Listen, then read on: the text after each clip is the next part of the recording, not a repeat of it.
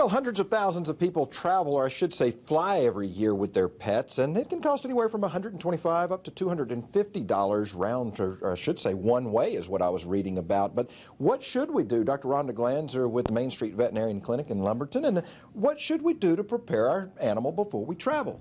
Well, there's several things. First of all, you need to check with your airline and find out what their requirements are.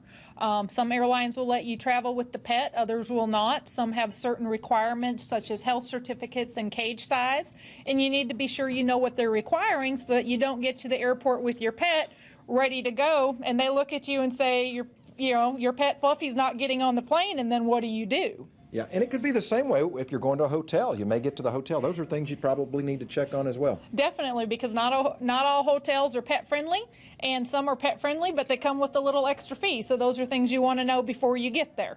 Hey, one of the things I didn't know was carry-on. I mean, you can carry a pet onto the plane? Yes, you can. Now, obviously, my Great Dane Wrangler is not one who's going to be carrying on the plane with me, but many of the planes will allow, if you have an animal less than 15 pounds in a certain size carrier, if they fit under the seat, you can take them in the cabin with you. But you have to, once again, check, because not every airplane does that, and sometimes they only allow a certain number.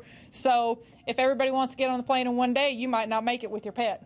Wrangler's ears perked up when he heard his name that you might be traveling. He was thinking Hawaii maybe, and that could be an issue too, going overseas. That's a big thing, because a lot of times you can't carry a pet overseas. Yes, and when you can, Hawaii is actually a state that is rabies free, and so they have very strict requirements to get your animal over there, and it can be a process that can take several months. So it's not going to be a spur of the moment, hey, I'm going to Hawaii tomorrow and I'm taking your pet. It's not going to happen. So if you're wanting to travel to Hawaii or abroad to another country, you need to check several months in advance, because it can be a process to get all the testing and paperwork done and back in time for you to actually go. Yeah, and I guess the other thing is the limited number of, not seats on a plane for an animal, but they do only allow so many. So again, getting there early. Right. You know, making those reservations in advance to make sure that, you can get your pet there with you if you want to take them. Okay. What can we do to prepare our pet to fly? Okay, couple things. One, if they're going to be flying, they're going to have to be in a kennel. So if your animal has never been in a kennel, you're going to want to get them used to it.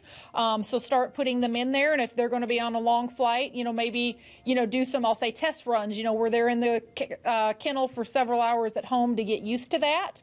The other thing is, before you fly, make sure you walk your pet before you go to the airport so they can relieve themselves. Maybe try to burn off some energy so they'll be tired and hopefully sleep on the flight.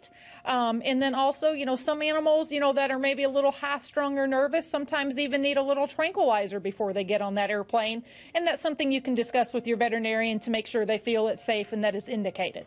Okay, and another thing is boarding is an option. If you want to travel without your pet, boarding is a big thing now. I mean, I think some of the hotels that dogs stay in are nicer than some of the ones I stay in. Boarding sure is a big thing. I know here for our Thanksgiving weekend, we were totally booked. So the other thing is, if it's a holiday weekend, if you know you're going out of town, don't call the day before you leave, because you probably will not be able to find a place, because those kennels are going to be full. So plan in advance, for your pet's care, as well as your travel plans if you want to have them, a place to go. There you go. Good advice from Dr. Rhonda Glanzer at Main Street Veterinary Clinic in Lumberton. Now we'll go over and check on our pet of the week. Well, here they are. The animal shelter has 2 cats at the facility. Both are loving and would love some extra attention. If you'd like to adopt one of these 2 furry felines, you can call 755-2650 and ask for animal control.